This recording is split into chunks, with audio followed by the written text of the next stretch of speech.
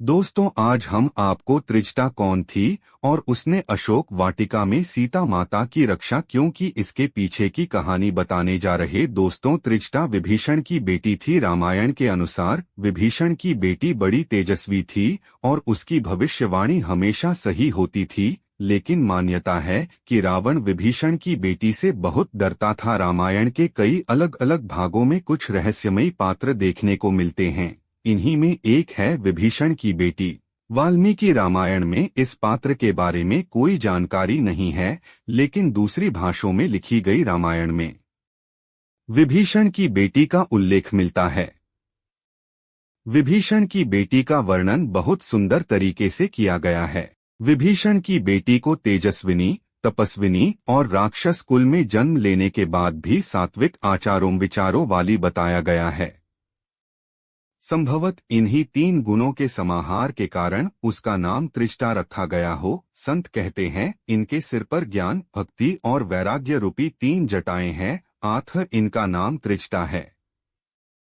सीता जी का विरह जब असह्य हो चला, तब मरणातुर सीता जी आत्मत्याग के लिए जब त्रिजटा से अग्नि की याचना करती हैं। सीता जी त्रिजटा से कहती है कि चिता बनाकर सजा दे और उसमें आग लगा दे। तो इस अनुरोध को वह बुद्धिमान राम भक्ता यह कहकर टाल देती है कि रात्रि के समय अग्नि नहीं मिलेगी, और सीता जी के प्रबोध के लिए वह राम यश गुणगान का सहारा लेती है। हम सभी ने देखा कि किस तरह त्रिजटा अशोक वाटिका में रावण की कैद के दौरान समय समय पर सीता की मदद करती है। त्रिजटा राक्षसी को रावण ने प्रमुख गार्ड के रूप में वहां रखा था। वो बार बार उन्हें दिलासा देती थीं। कम से कम 2 बार रावण के प्रकोप से इस राक्षसी ने सीता को बचाया। जब रावण ने वन से अपहरण करने के बाद सीता को अशोक वाटिका में रखा, तो तमाम राक्षसियां उन्हें तरह तरह से परेशान करती थीं। एक त्रिजटा ही थी जो राक्षसियों से भी बचाती थी और साथ में ढांढस भी बढ़ाती रहती थी। रामचरितमानस और रामायण के अनुसार त्रिजटा राक्षसी विभीषण की बेटी थी। लंका कांड के युद्ध प्रसंग में त्रिजटा की चातुरी का एक और विलक्षण उदाहरण मिलता है।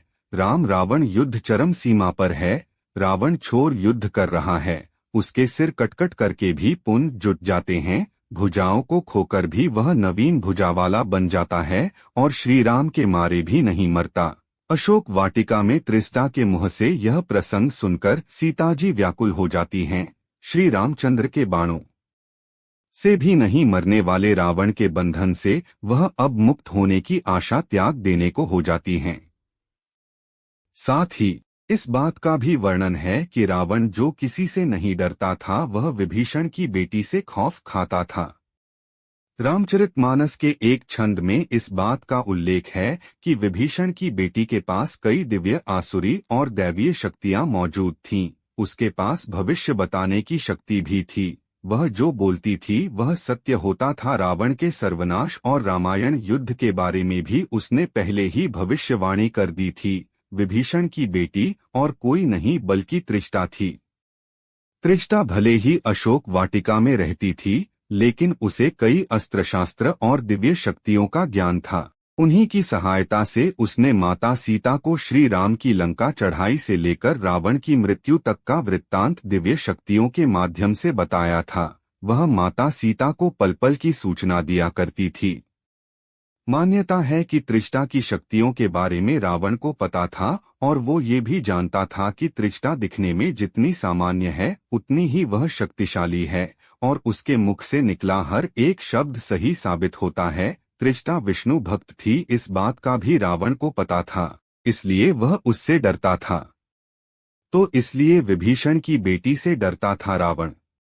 ये भी उल्लेख हुआ है कि मंदोदरी ने उसे खास तौर पर सीता की देखरेख के लिए रखा था। जिस दौरान लंका में राम और रावण की सेनाओं के बीच युद्ध हो रहा था, तब त्रिजटा अपने सूत्रों से मिल रही तमाम जानकारियों को सीता तक पहुंचाती थी। जब रावण ने कभी माया के जरिए सीता को भुलाने की कोशिश की, तब भी त्रिजटा ने सीता को सही बात बताई। जब युद्ध के दौरान राम और लक्ष्मण पर मुसीबत आती थी, तो त्रिजटा ही वहां सीता को दिलाने वाली थी। उसने सीता से ये भी कहा कि उसने सपना देखा है और उसके अनुसार युद्ध में राम की जीत होगी। राम चरित की चौपाइयों के अनुसार त्रिष्टा की मां का नाम शर्मा था। इस रिश्ते से देखा जाए तो वो रावण की भतीजी लगती थी। थाई रामायण रामायण में कहा गया है कि हनुमान ने विभीषण की बेटी त्रिष्टा से शादी की थी। थाईलैंड में विभीषण को फिपेक और त्रिष्टा को बेचाकेई कहा जाता है। थाई रामायण कहती है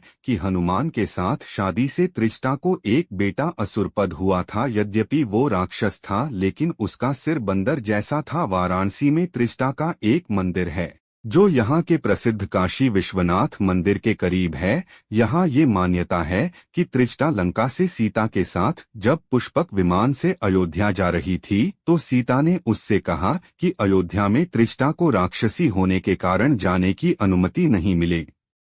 इसके बाद सीता ने सुझाव दिया कि उसे वाराणसी चले जाना चाहिए जहां उसको मोक्ष मिल जाएगा। फिर उसकी पूजा वहां एक देवी के रूप में की जाएगी। अब यहां मंदिर में त्रिष्टा की रोज पूजा होती है। महिलाएं इस मंदिर में अपनी मनोकामना पूरी होने के लिए आती हैं। यहां त्रिष्टा को मूली और बैंगन का चढ़ावा चढ़ाया जाता है।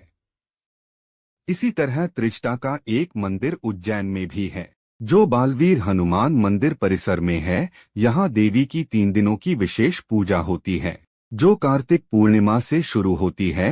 हनुमान जी को और त्रिष्टा को सीता मां ने अखंड भक्ति का दान दिया है। सीता जी के प्राणों की रक्षा करने में और उनकी पीड़ा कम करने में हनुमान जी और त्रिष्टा का मुख्य सहयोग रहा है। संत कहते हैं भगवान के पास देने के लिए सबसे छोटी वस्तु कोई है तो वो है मोक्ष, और भगवान के पास देने के लिए सबसे बड़ी वस्तु कोई है तो वह है भक्ति। भगवान संसार की बड़ी से बड़ी वस्तु और भोग प्रदान कर अपना पीछा छुड़ा लेते हैं परंतु अपने चरणों की अविचल भक्ति नहीं देते। नारी भक्ताओं का चरित्र हमेशा ही सर्वश्रेष्ठ रहा है। लंका में सर्वश्रेष्ठ भक्ता त्रिष्टा है, ऐसा संतों का मत है। दोस्तों आज के वीडियो में बस इतना ही। अगर वीडियो पसंद आई हो तो चैनल को सब्सक्राइब करके वीडियो को लाइक शेयर करना ना भूलें।